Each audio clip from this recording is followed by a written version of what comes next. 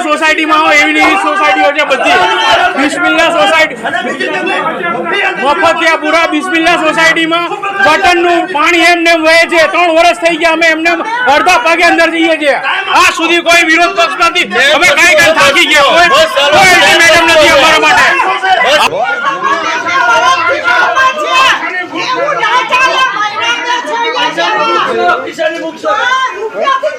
કામ નથી કરવું, પૈસા નહીં